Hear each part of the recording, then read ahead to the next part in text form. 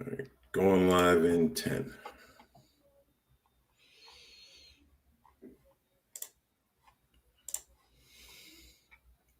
Good afternoon and welcome to another edition of Rotoworld Fantasy Basketball Q&A. I'm Raphielle Johnson, joined as always by Noah Rubin.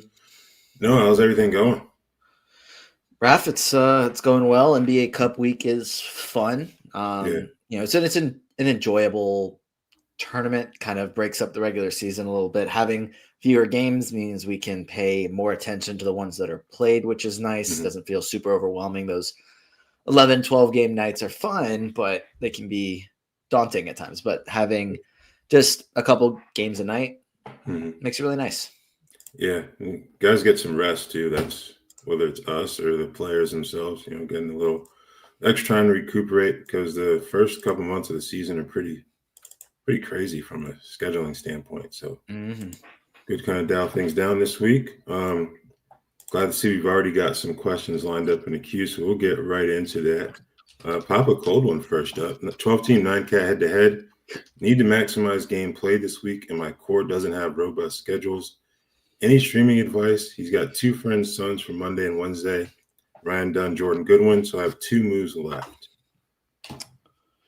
So the overall general advice, and I'm sure that this has already been taken into consideration if you're saying you need to maximize your games played this week, is it really depends on how you're doing in your standings. Like if you need the games played to like try and win this week, understandable entirely. Let's see, for the rest of this week, it looks like the most you're going to get is 2 games out of somebody. But like if you're doing fine in the standings, like I have a couple leagues where I'm like at the top of the standings and I'm like, you know what, if I lose this week, then kind of, well. I'm not going to sacrifice somebody that's going to get me season-long value to try and win this very strange week where it's just really limited. So it's kind of hard to say at this point. I guess the advice, if you have only 2 moves left trying to maximize the games, you're not really going to be able to do too much of that. It's not like you can stream, the Suns for Monday and Wednesday and then drop and maybe get someone else. I guess would be there if like the Suns win and they would have the other game Saturday. Either way, they'll have another game. Yeah. But I think, well, you do run the risk of that second game if they lose the quarters landing on Monday. But yeah, I think either Sunday or Monday would be the other day. The 14th or the 15th are the other 2 days. So if you get them on Sunday, that'd be good. But you do run the risk of the quarterfinal losers playing their second game on next Monday, which won't help you for this week. Looking at the schedule, if anything, you're trying to target teams that will play twice over the final 4 days of the week, from Thursday through Sunday. Like, for example, you won't want Boston. They only play on Thursday, and then their second game is on Monday. So you don't want them. But Atlanta, if you can find someone like, I think Nickeil Alexander-Walker's already claimed in a lot of leagues, so he's someone who could help you. They play on Friday and Sunday. Charlotte, we've seen their recent guard issues in terms of injuries. You may be able to target someone there for Friday, Sunday. Chicago, it's kind of a mess up there too, but you've got 2 games. I think if anything, that's what you're looking for in terms of who to potentially target for the end of the week. So you don't want to make any moves right now. Obviously, you've already made 2 of those 4. So Thursday, Friday, I think that's when you start to look around the waiver wire and look at those schedules for players and teams you can potentially target. And I think if I haven't seen anything as to like when those games, so it's either I guess Sunday or Monday. Yeah, if we're talking about a team that I'd be like most hesitant to stream from, it would actually be the Suns, just because they play the Thunder, and based on this season, doesn't seem like the Thunder are really going to lose. So the Suns are probably the riskiest team. But I think that Dunn and Goodwin are fine options because you're going to get games played. Yeah. Okay, Wemby's back. Thanks for tuning in again. 9-cat, 12 team. There's his full team there. Dyson Daniels, James Harden, Cade Cunningham, Josh Giddey, Quentin Grimes, Ryan Rollins, Modest Puzelis, Keyshawn George, Bobby Portis, I assume Miles Turner, Ryan Kalkbrenner, Herb Jones. I don't know which Turner that is. Who's the other Turner? Right? Man. Whoa. I don't know. And Zach Edey. He's got Porzingis and Brown in his IL spots. Would you do Grimes and Kalkbrenner for Derek Queen? I think that would just have to be Miles Turner, like written twice. Yeah. I would think. Okay, yeah. We'll say Miles. I think I would. I mean, there's no guarantee that Derek Queen keeps producing as well. It's actually he'll probably have more games like the one he just had with the triple double, but he'll probably also have some duds in there because he's a rookie on a bad team that has been inconsistent. So, but I think the upside there is probably worth trading for.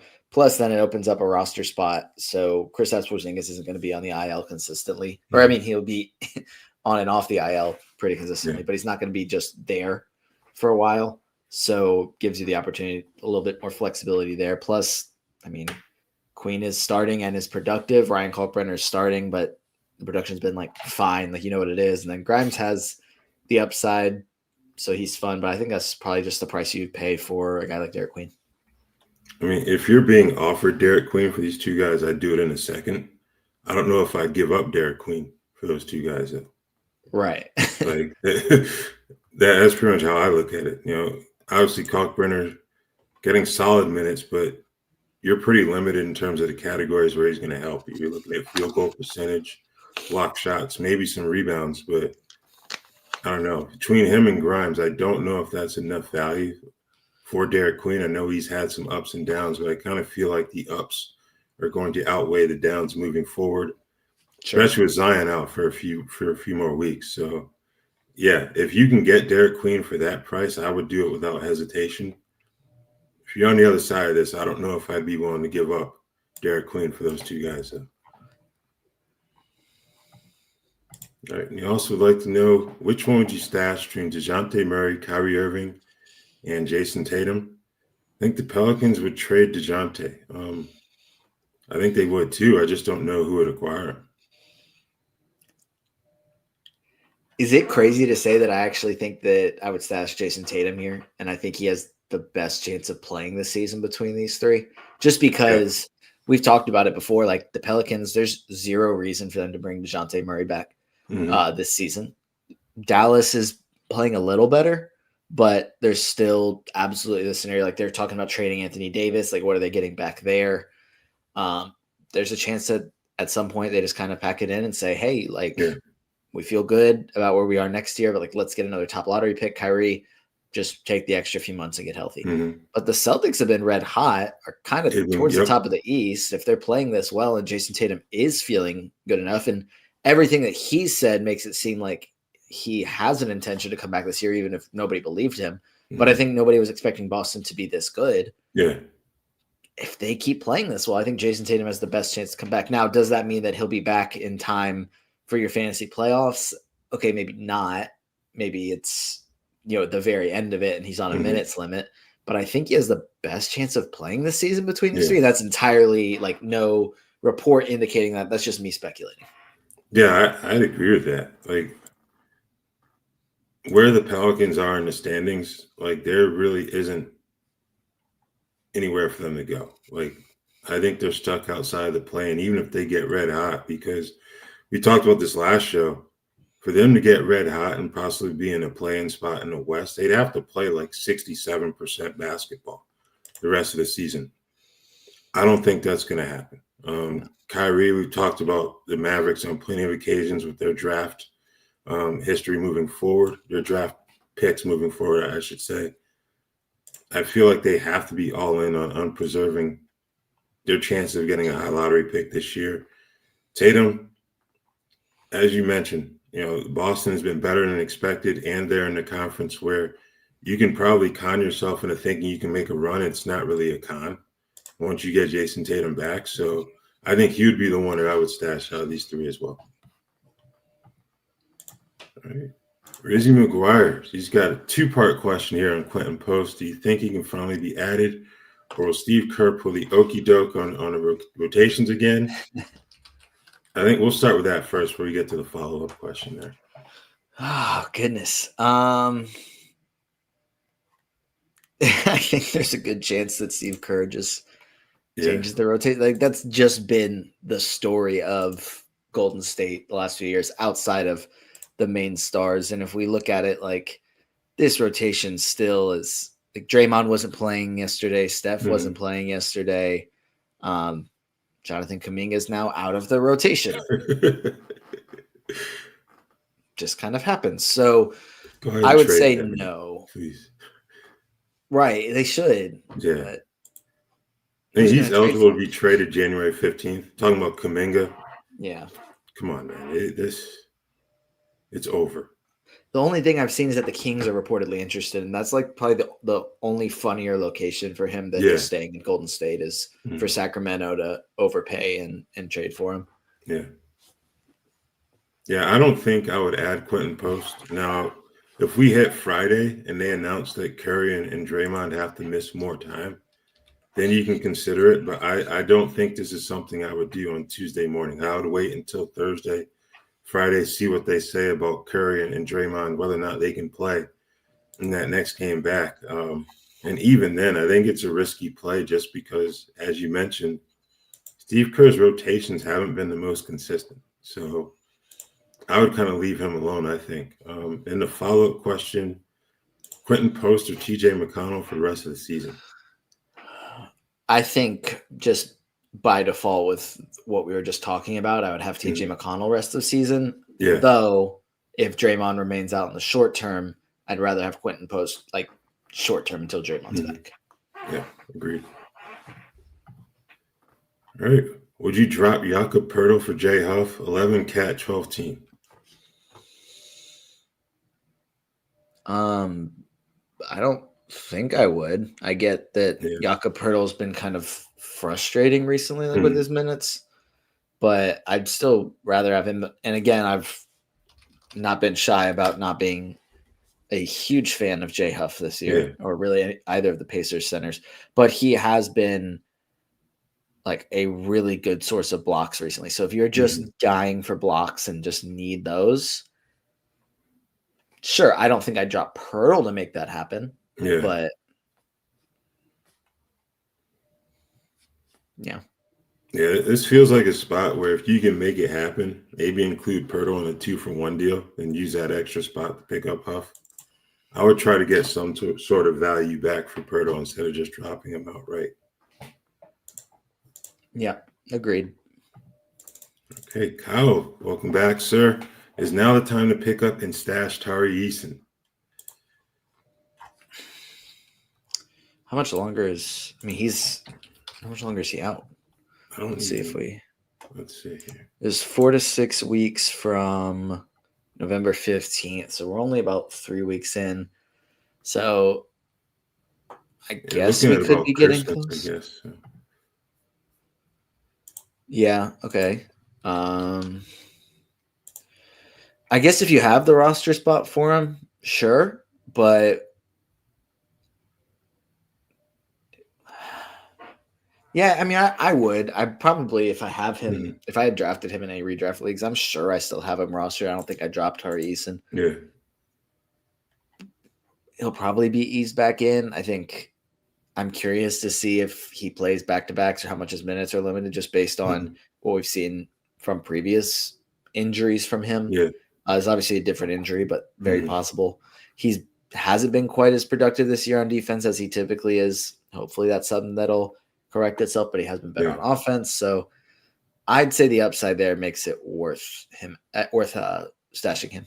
Yeah, I think the injury type is a positive too, where you're dealing with the oblique instead of the usual leg injuries that he had his first couple seasons. So yeah, I think now would be a good time to pick him up for sure, just because of what he can give you as a rebounder and defender. So, all right, Evelyn, welcome back. Jordan Walsh or Herb Jones? Whew. Again, one of those conversations that we did not think we'd be having at the beginning of this season.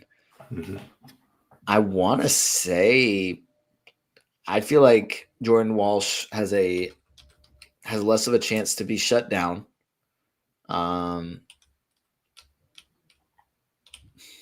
Herb Jones just came back, had the 4 steals, and his best offensive game of the season.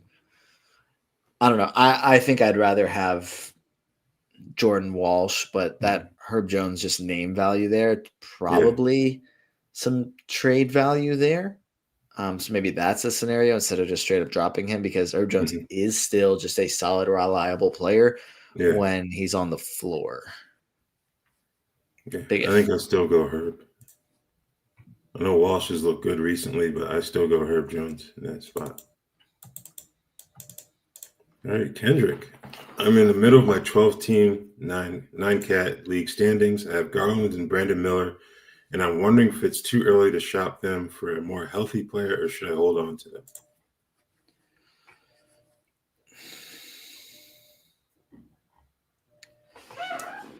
I think it's probably too early for me, especially if you are like if you're in the middle of standings, but like you're technically in the playoffs, then I Yeah. think it's too early. Like if you're at like the bottom, then I think it's okay. Like let's make a move. But there's like I think like Brandon Miller, Garland is more concerning to me than Brandon Miller. Hmm. So hopefully Brandon Miller can just kind of stay healthier.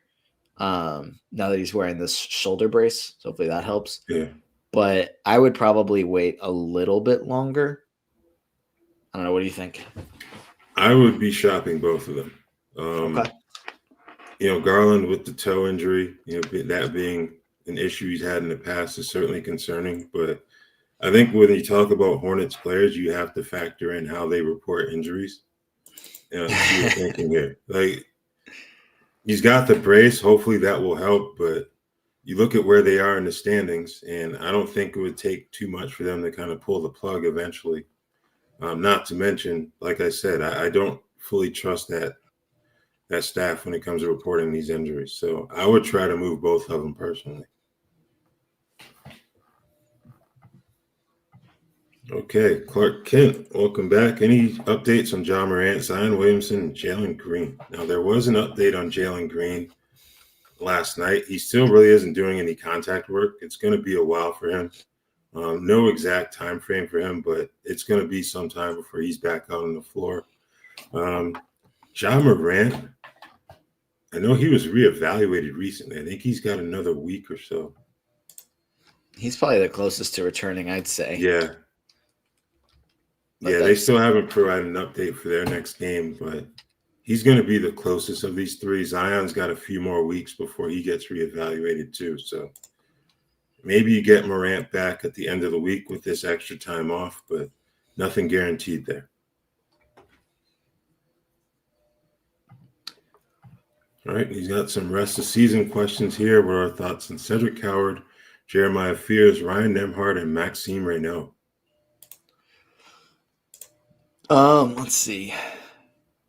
So I guess all of them are starting right now. I would Yeah. say among their starting jobs, Jeremiah Fears and Cedric Cowards feel much safer than the other two. And Mm-hmm. Maxime Reynaud it's a ticking clock until Domantas Sabonis gets back. Yep. Then Reynaud's going to head to the bench. But that could mean that he's the backup center. Should mean that he's the backup center when Sabonis is back. And then the Kings haven't exactly been winning games this year. Mm-hmm. So there is the scenario where Sabonis is moved and Reynaud does get to start rest of season, in which case he'd be a great option. Nimhard, it's just been a lot of changes at the point guard spot. So I like him short term. If he maintains the job, which I think he can, great. Will be a really solid option the rest of the season, but feels a little bit less of like a guarantee. Yeah. Jeremiah Fears is going to start the rest of the season. Mm-hmm. And he's been not as inefficient as many rookie point guards that are 18 years old are. Cedric Coward has been a little bit more inconsistent, but he's so good and can be really, really productive. So definitely I think I'd be highest on him for fantasy basketball in this group rest of the season, Mm-hmm. even if both him and Fears feel like they're safe starters rest of the year. Yeah. I think how you have them written out is exactly how I would rank them in terms of rest of season value. So I don't really have too much to add on what Noah said. I think you hit all the important points there. Okay, we've got a trade proposal here. Would you trade Jalen Williams and Donovan Clingan for Jalen Johnson, 9K head-to-head? I would. Yeah. Pretty comfortably. And it's like obviously based on what we've seen so far, Jalen Johnson is like a tier above Jalen Williams so far, but Jalen Williams also has played 5 games, was under 30 minutes, and then the last 2 he's been under 25 because they've just won by so much. And he's going to be awesome. I think Klingon doesn't move the needle for me enough based on what we've seen so far for me to not take even if it's slight. Well, if Trae Young's gonna be back this month, I am like a little nervous about how that's going to impact Jalen Johnson's production. Mostly just with there's no way he maintains this assist production. Like Trae Young's not going to want to spend that much time off ball to allow Jalen Johnson to keep this up. I don't know. What do you think? Now I'm kind of up in the air about it.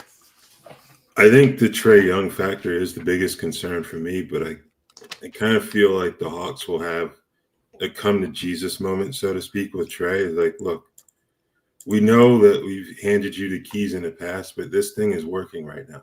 We need you to kind of fit in a bit more.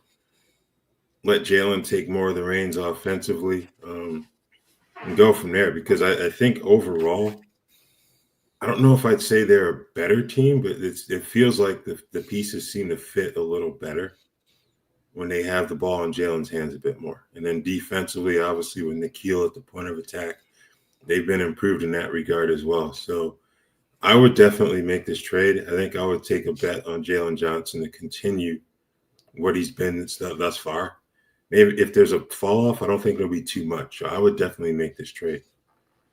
I'd like to see Trae Young kind of evolve his game to like allow Jalen Johnson to thrive in the sense that he's honestly, I don't think it's going to happen, but I mean, he's had Steph Curry comparisons for some reason, just because he shoots deep threes, even though they don't play very similarly. For a while, would love to see like not that type of off-ball motion, but like maybe some sort of off-ball motion to allow Jalen Johnson to have the ball and more time. Not that he's like obviously he's been a huge facilitator throughout his career, but like honestly, I'd love to see his scoring average and shot attempts drop and his assists stay around the same. Because I think the main thing that I want to see is, everyone else kind of get their shine, like Trae Young facilitating to get their shine throughout the game. And then in the, fourth quarter, a few minutes left, like Trae Young, like kind of takes over as a scorer and is like, he's the closer. Because honestly, Nikhil Alexander-Walker just seems to hit every freaking clutch shot. But that's kind of what they're missing right now is that, like, hey, this guy can just go off the dribble and hit the step back 3. And Trae Young loves to do that. So, would love to see that to allow Jalen Johnson to continue to thrive, but I can't say I'm optimistic. So I still think I do it, but I'm now feeling a little bit less confident in it as I did when I first started talking about it. So, all right, Gigatronics would like for us to rank rest of the season: Jordan Walsh, Jeremiah Fears, and Tobias Harris.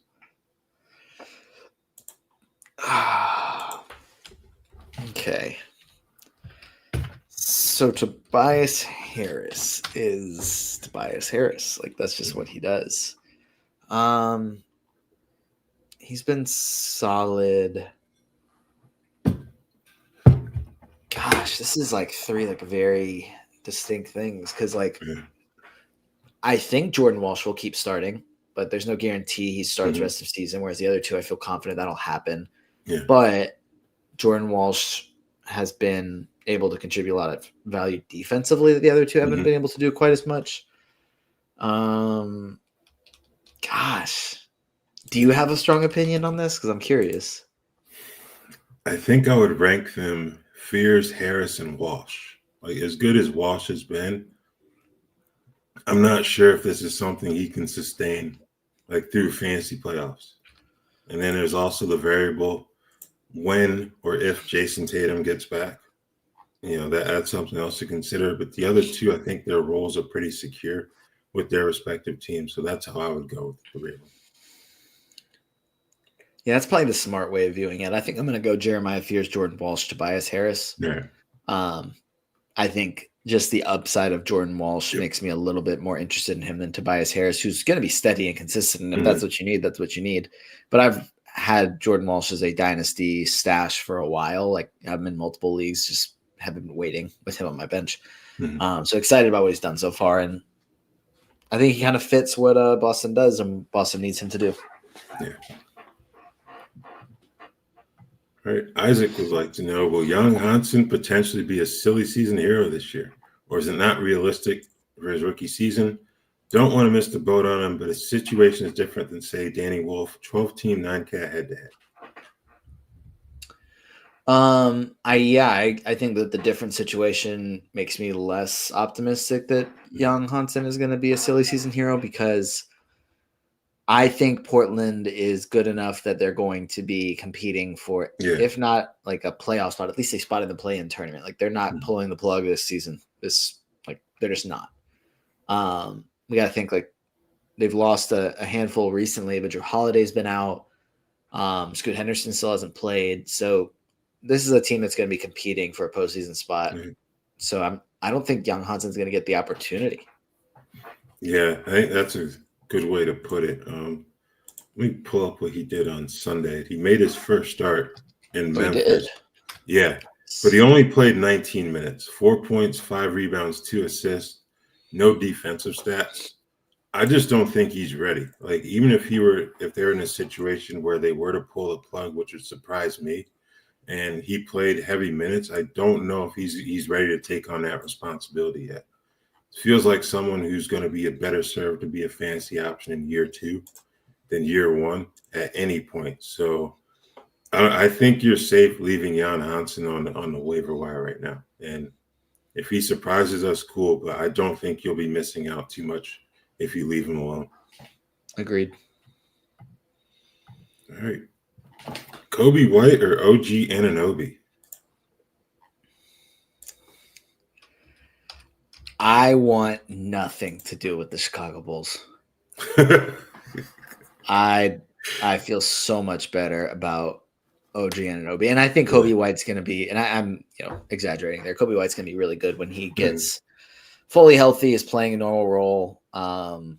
But things are just not going like so I was very low in comparison on Josh Giddey and this Bulls team. So I think a lot of other people did not really see Chicago having this crazy year because Josh Giddey and Modest Buzelis were going to take them there. And both of them have been good, but not as good as a lot of people were expecting. And the victory laps after they started 5-0 were pretty crazy, especially now to look back on. So yeah, I feel much better about having OG Anunoby rest of the season than Kobe White, especially because Kobe White just keeps dealing with injuries. Like OG Anunoby obviously is just not coming back from an injury, but Kobe White's was to start the year and now he's missed time since and hasn't been great. So I feel much better about OG. Yeah, I'd agree with that. Now Kobe's a lot better in terms of the points category, but I feel like overall value, you can get a better return from OG Anunoby personally. So I would take him as well. All right, 12-team 9-cat head-to-head. Cade was my first-round pick. Would you roll with him all season with Detroit being so successful, or look to move at some point in case he's resting in fantasy playoffs to prep for the real playoffs? I don't see Detroit having such a lead in the Eastern Conference standings that Cade Cunningham isn't playing basketball in March. That'd be an absolutely insane run for Detroit to stay on. I think that there's definitely a strong chance, especially because they have it right now, that they are the number 1 seed in the East at the end of the year. It feels like that is a strong possibility, but I don't think that it's going to be like OKC where they're up, but have such a lead over everyone else that they can afford to rest players at that point. So, we can look at his playoff schedule and see if that's potentially something, but as far as just him as a player, let's see. So it'd be, oh gosh, I shouldn't have done it like that to be able to see the weeks, because it would be, let's see, if March 22nd is when your championship ends, that's week 21. So you're looking at 4-4-3, a 3-week playoff for Detroit there. Yeah. So no, I wouldn't be looking to move off of Cade Cunningham. If your season goes to the end of the year, then maybe, but still probably not. Yeah. Yeah, they're 2 games up on the Knicks in the loss column. I don't think that's enough to start concerning ourselves with him potentially being shut down. I think they still have plenty to prove. I would hold on to him. He's going to give you close to first round value, especially if you remove the turnovers. You don't move on from players like that, I don't believe. So I'd hold Right. on to him. Okay. Kyle would like for us to rank these players in terms of fantasy value. Ryan Dunn, Taylor Hendricks, Danny Wolf, and Asa Newell.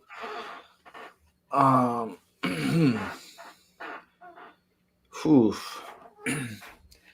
Well, this is 4 players that I really like. Yeah. And Taylor Hendricks is got to be. I gotta slide him down dynasty rankings.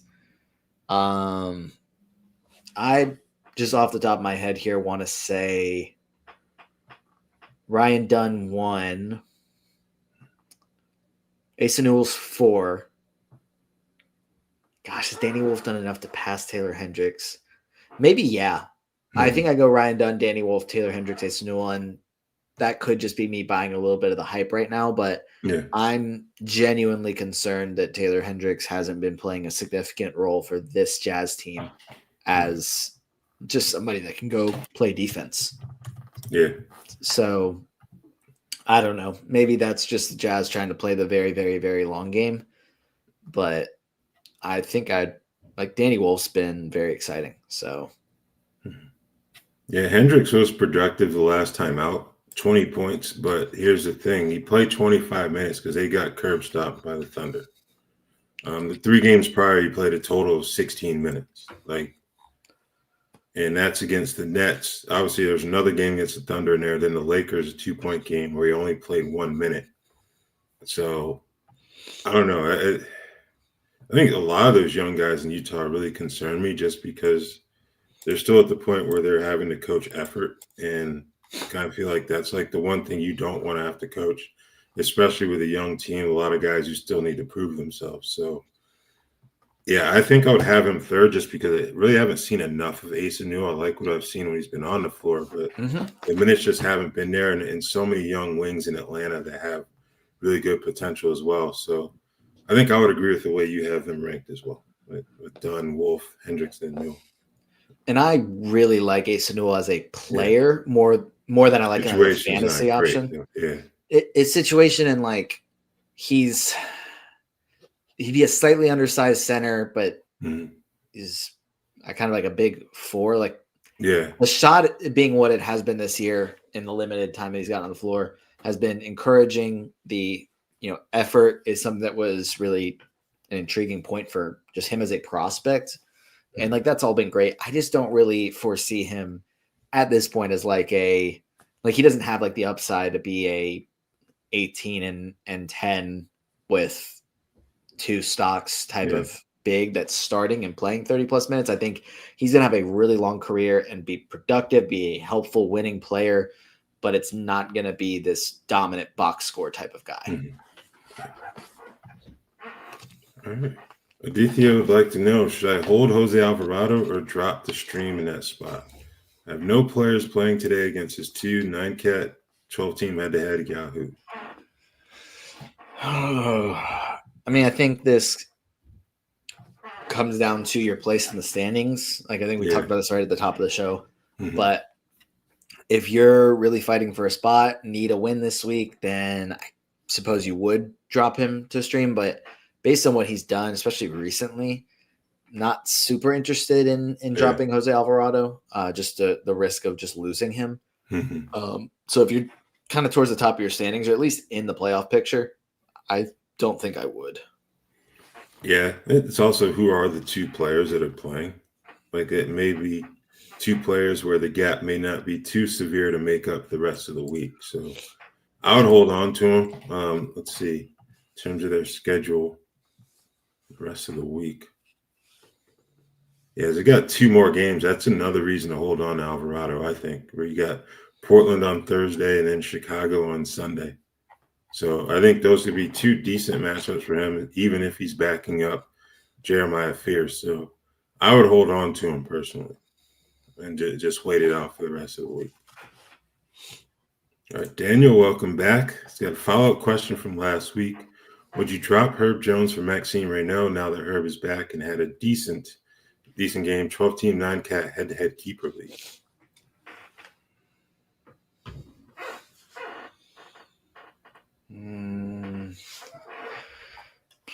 I think Herb Jones is a phenomenal player. He hasn't been consistent with much outside of steals this season when he has played. Like the 17 points last night matched a season high. The 4 steals last night were a season high. 4 assists tied a season high. Like that was his best statistical game of the year. I think I'd rather have Maxime Reynaud and just kind of stream him for the short term. I think you're maybe giving up the possibility of Herb Jones doing something, but he has, I don't know, missed a good bit of time last year. Pelicans can't stay healthy. The Pelicans are not a good team, so I don't foresee him, like if he's dealing with any sort of injury, easily a shutdown type of guy. The one saving grace for him could be if they end up trading him and he ends up on a playoff team, which would be exciting. Yeah. But there's also the scenario where the Kings are also not a good team, and Reynaud is a guy that will be emphasized if they're not playing well. So I guess the other factor, I'm just like thinking through all of this at the same time without whatever, is how many keepers you have. Are you keeping Herb Jones, or is it just like you're not, because you're only keeping 3 guys and Herb Jones isn't close to being a guy you're keeping? I think that's another factor there. But overall, I think I'd rather have Reynaud. I think I'd try to trade Herb Jones before dropping him. Yeah. Especially off of the game he had last night, you can probably sell that defensive production. And the fact that Zion being out for a few more weeks should mean that there's more to go around for everyone, including Herb Jones. So that's what I would try to do instead of just dropping him outright. But I think at this point in time, I'd probably prefer to have Reynaud as well in terms of having on a 12-team roster, which another one of those comments that we never thought we would make back in October. All right. Daniel also wants to know, should he drop Yegor Dioman for Jaime Jaquez? I would. I think Dioman has some potential to be a silly season guy. Yeah. Still not super confident. I thought that if he's going to have a chance to be one of the more impactful rookies this year, but I wasn't super high on him long term and just hasn't translated super well so far. Yeah. A couple good games. I think he's got incredible vision, but I think I'd rather have Jaquez, who's been really productive so far on this just super fast-paced Heat team. Yeah. That's worked out really well for Jaquez and the style of play for him. So I'd rather have that production now and just also consider that Jaquez will probably be productive late season. So and I don't see Dioman being like a real pop during silly season. I think he'll be better then, but that's just from a minutes increase, not some like superstar level second half of the year rookie takeover. Yeah. I'll take Jaquez as well. Okay, rest of the season: Scoot Henderson, Ty Jerome, or Christian Brown?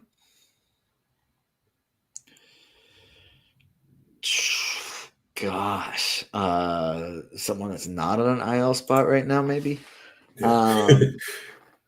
I'm gonna say Ty Jerome last here because when these guys are healthy, Christian Brown is a guaranteed starter. Scoot's probably a 6th man. Ty Jerome's also probably a 6th man. Mm-hmm. But Brown hasn't been good this year. And the guy starting in front of Ty Jerome is more likely to miss time than the guy starting in front of Scoot Henderson. Yeah. I'm going to say the upside of Scoot 1, then Jerome, then Christian Brown last, even if he is locked in as a starter, because he just hasn't been as productive this year. And I think Scoot will return first, too. I think that's another factor there. Mm-hmm. I think I'll take Christian Brown first, actually. Okay.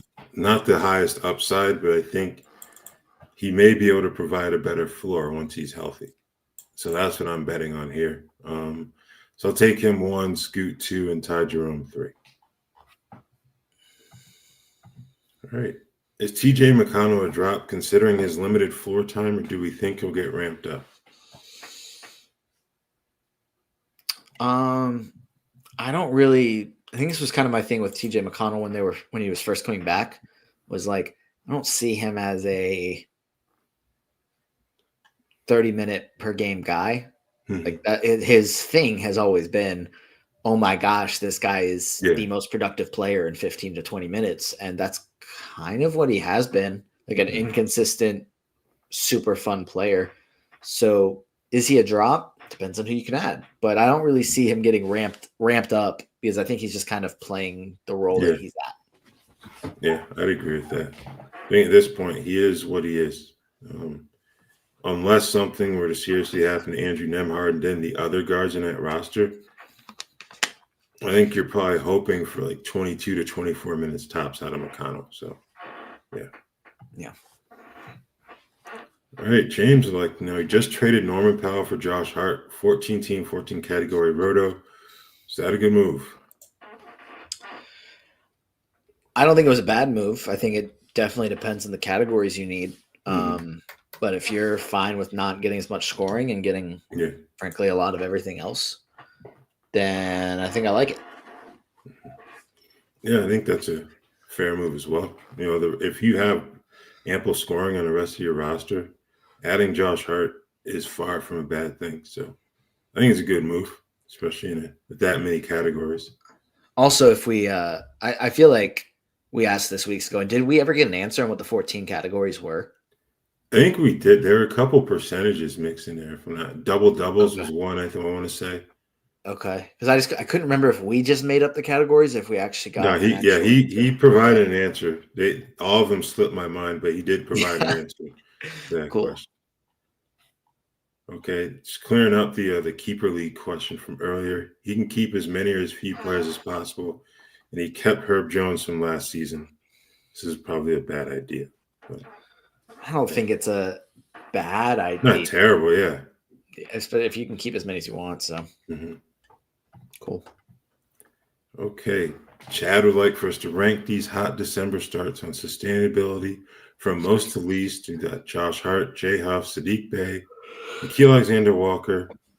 I'm going to assume that is Julian Champagny, Najee Marshall, and Naz Reid. So I'm gonna Josh Hart 1. Yeah. Nikhil Alexander-Walker is 2 to me, and it depends on your definition here because I think he can be really good and like that is sustainable. What he's doing right now obviously isn't sustainable because when Trae Young gets back, he's gonna be coming off the bench. But I think he'll still be really good. Probably Sadiq Bey next because as long as Zion's out or someone on the wing is out, he's starting and he's been good. Has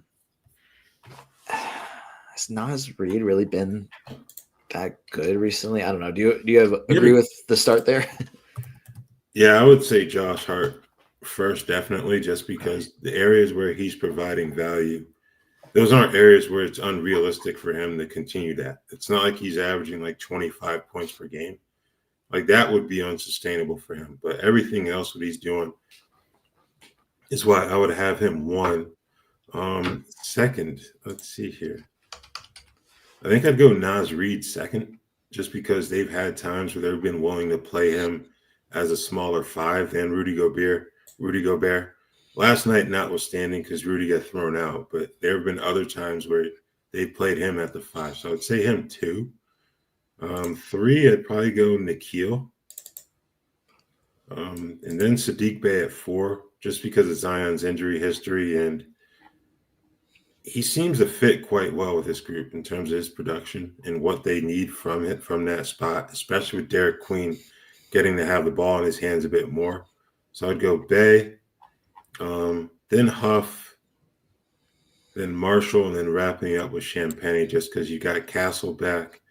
Wemby could be back as soon as tomorrow. They're not sure about that, but I think he would be last on the list in terms of the guys who would be most likely to sustain what they've done thus far. I think I might bump Najee Marshall up a little bit from Mhm. that, but I like pretty much everything else just because he's starting. But I'm just trying to see, is there someone it looks like he's just starting and Max Christie's just off the bench. And Yeah. Najee Marshall has always been like hey, when he gets to start, he's a fantasy stud, but for Mhm. some reason teams keep bringing him off the bench. So if Dallas just finally figured out, hey, we should start this guy, I think Yeah. he's a really strong option for the rest of the Mhm. season. Yeah. I think the lone question is, once Lively and Gafford get healthy, do they move Davis back to the 4? That may be the big question for Najee Marshall. I hope not, because quite frankly, Anthony Davis is a much better fit at the 5. He may not like it, but it's just a better fit in terms of what he can do on both ends of the floor. And it's not like they're telling him to play center like an old school 5, like back to the basket, bang around. Like they're giving him freedom to play out on the perimeter and on the wings. So I don't know. Like, come on, man, just play the 5. Like it would just be better for everyone involved, I think. All right. Let me see. James brought back the categories again, just so we can. All right. Field goals made, attempted percentage, free throws made, attempted percentage, 3-pointers, points, offensive rebounds, defensive rebounds, blocks, assists, steals, and turnovers are the 14 categories there. Cool. And let me go back to his next question. What should I do with Miles Turner? Oh, man. He has been disappointing, hasn't he? Yeah. Especially lately with no Giannis. That sound clip from the Pistons game was absolutely brutal.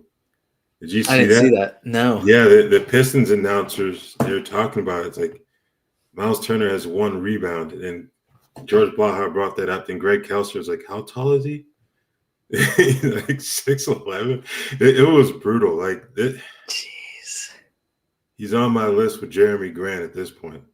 Like you too doggone big to not be rebounding at all. Like that's. I think if you can trade him, go ahead and do it. I'm out on Miles Turner, but you're Maybe not you going wait to drop for him. Giannis to get back and then try and say, hey, his value's back. You know, he's playing with Giannis again. This was the better fit. And then trade him. That man can't rebound. I don't know if he can't rebound or won't rebound, but Gosh. I think he's got to go. Like I'm sorry. Like if he's So on your roster, he's got to go. Raf's hate list, just based on this, it has to be. So Jeremy Grant, Miles Turner. Can we add Jaren Jackson to this list because he doesn't rebound? Absolutely.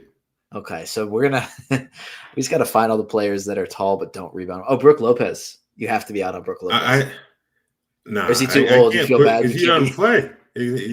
Okay, Yeah. that's fair for this year. He doesn't. Like, Yeah. but if you're out Cool. there playing like 30 plus a night and averaging 4 rebounds, I think Miles is about 5 right now. That's still just like it's poor in my opinion. That can't happen. Especially with no Giannis. Like Giannis is going to dominate the boards when he's out there. So how can you possibly sell that once Yeah. he gets back? Don't worry. I'll find more centers that don't rebound, and we'll make sure they're on your list. All right.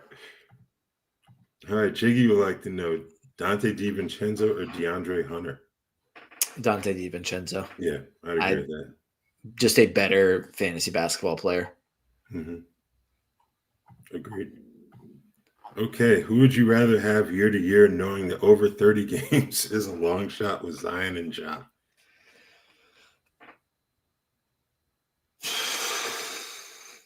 If I just had like signing them in free agency to the same contract, not like having to give up, like, you know, based on value there, Mm-hmm. assuming both will like fit my team. I think I'd rather have Zion. I just can't have my franchise be based in New Orleans or Charlotte or one of the other injury-prone teams. Yeah. Somebody with like a top 5 training staff. So you could probably say the same thing about John Morant because Memphis has a lot of injury issues consistently as well. I just think that I think I'd rather have Zion, and like if I'm in charge of this franchise, we're investing so much in this training staff because I need to see Zion Williamson play a playoff basketball game. I need it. I need it so bad. Is it going to happen? I mean, not this year, but I don't know, man. Not the best choices there, but I guess I would go Ja. We've seen him win a round in the playoffs before, so for that reason, I would go with him. But it's fair. I don't think either one's a very appealing option, unfortunately, which is pretty sad given how they came into the NBA and some of the flashes we've seen from both of them. Just want to see more consistency from those guys. All right. Melakato would like to know Michael Porter Jr. for LeBron James or Jaren Jackson Jr.? Well, I know your answer. Yeah, you might be able to get Jaren. I was going to say to not trade for Jaren. I thought that was going to be your answer. If you're looking to move Porter, I would prefer you target LeBron.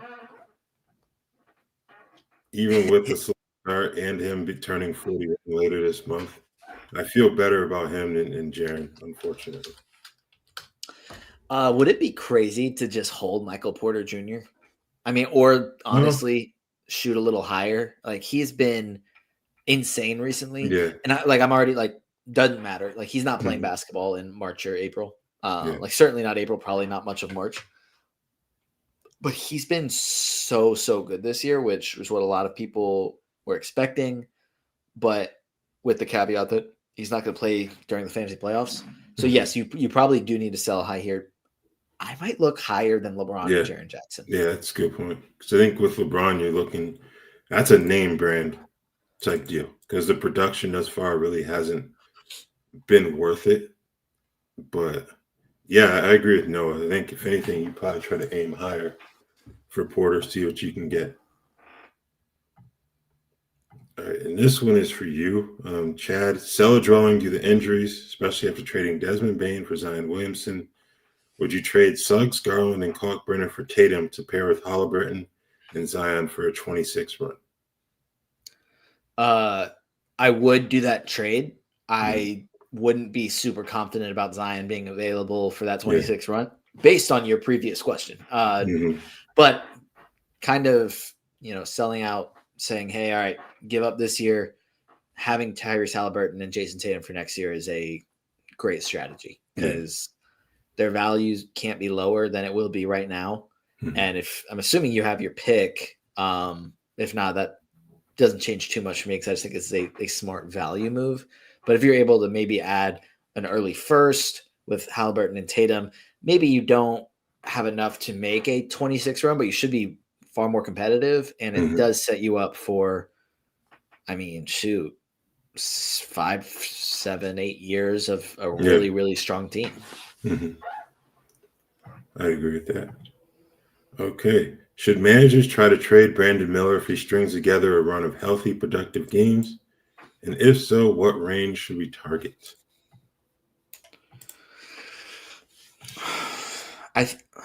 I don't think I'd be looking to trade him just to trade him. I think we talked about this a little bit earlier. Because I think he is a really talented, productive fantasy player when he's healthy, and it just hasn't been the case the last 2 years.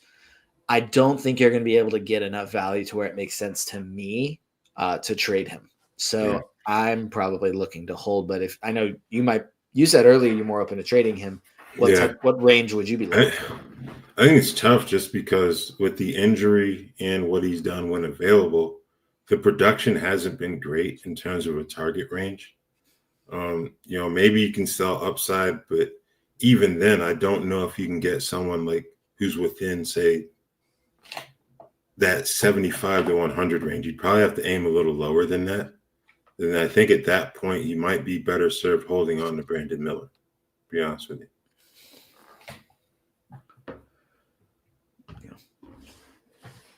Okay, someone is offering their Jalen Williams for my Zach Edey. What do you guys think? Other bigs are Giannis, Claxton, and Drummond. Do that trade. Yeah. Do that trade. Trade Zach Edey, get Jalen Williams. You can listen. The show is 5 minutes more. You can listen for 5 minutes and then go hit accept on that trade. Yeah, I would do that. Let me see something here. Yeah, it hasn't happened this year, but if you recall, last year, Jalen Williams was given center eligibility at one point. Now, of course, that was when Hartenstein and Holmgren were down, if I'm not mistaken. So he played some time at center.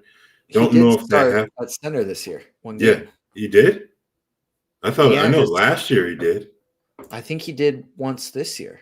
Let's see here. Because I think so. Hartenstein's been out. I think it was a game that Chet was out, or Or is that the other Jalen Williams who started at the 5? now I gotta look. No, he hasn't. No. So maybe I'm. Yeah, it hasn't happened this year, but it did happen last year. Maybe it was. Gosh, what did I see this? It was something. Yeah, because Chet's been available for all 5 games that Okay. J-Dub has been available. So maybe I'm just lying. Yeah. Okay. My bad. Yeah. Never mind. I would definitely make that trade as well because I kind of get the feeling you'll be able to target a younger center later in the year if you need another center for your roster. And players with the skill set of Jalen Williams don't come along very often. So if you can bet on Zach Edey's, apparently if this other manager can bet on Zach Edey's upside based on what he's done, and he's willing to give up Jalen Williams, I don't even wait. Like I make that trade as soon as possible. Yeah. Okay. We got a couple minutes left, so we've got to try to move pretty quickly here with Jay Huff. Keep it rolling. If you want to hear someone say yes to this, go to. I don't know. Maybe you can ask Raph, but you could probably ask someone. Go to do a different show. Mm-hmm. Go do that because I'm just not optimistic here. Yeah. And again, what does keep it rolling mean? Is he going to keep starting and blocking shots? Mm-hmm. Maybe. I'm not confident that he's just like guarantees a starter for the rest of the season, but nothing else has been like really good to say keep it rolling. Like nothing else is that he's done is deserving of the term rolling aside from the blocks. So yeah. like, is it impossible? No. Is it probable? Also no. So I think I don't think it'll be no. All right, Kingy, thanks for tuning in. Do you think Cam Spencer can sustain any sort of 12-team value once Ja Morant returns? Could he be the backup over Vince Williams? I think those are two separate questions. I think, I mean, they are two separate questions, but I'm saying like he could definitely be the backup. And is that going to yield him around 30 minutes like it has the last 2 games? Probably not. Yeah. Yes, he could be the backup. I think when Ja Morant's healthy, that probably isn't enough time for him to be a 12-team guy. Mm-hmm. But there's also this caveat that Ja Morant actually hasn't been super healthy in a very long time. Yeah. So what's to say something doesn't pop up again? Like I don't think anyone would be betting on Ja Morant playing every game the rest of the season when he returns. So there's a level of value there, but I wouldn't say consistent 12-team value. Yeah. It's also the Ty Jerome question. Scottie Pippen won't be back for a while, so not really worried about him. But I think it's a while for Ty Jerome as well because they at January or so. Yeah. Mm-hmm. So I think he's more of a deep league value guy once Ja returns as opposed to 12-team. But I can see him being the backup just because he's better with the ball in terms of the turnovers. And the percentages as well. So I think he can certainly take on that role instead of Vince, but I don't know about 12-team value, to be honest with you. All right, it's Anthony Black a must-add for now and hold on to him for the rest of the season. Gosh, I want to say yes. He's definitely, I think, deserving of a starting spot with a team. There's no path for it in Orlando though. Or at least I don't think that there is. I don't think that he would start with Franz out. I think it would be Tristan da Silva, but we'll see. Maybe if he gets the start. But I think the rest of the season thing is where you get into an issue because he's been really good when Paolo and or Franz has been out. Yeah. But I don't know if they're both healthy, then I don't know. And Jalen Suggs and Desmond Bane. So I think rest of the season's tough. When someone's hurt, yes. Yeah. Agreed. Okay. Adam, my team's getting healthy and I have to drop someone soon. Should I try to package Nickeil Alexander-Walker and Keyshawn George for Garland or Kobe White? 10 team, 9 cat.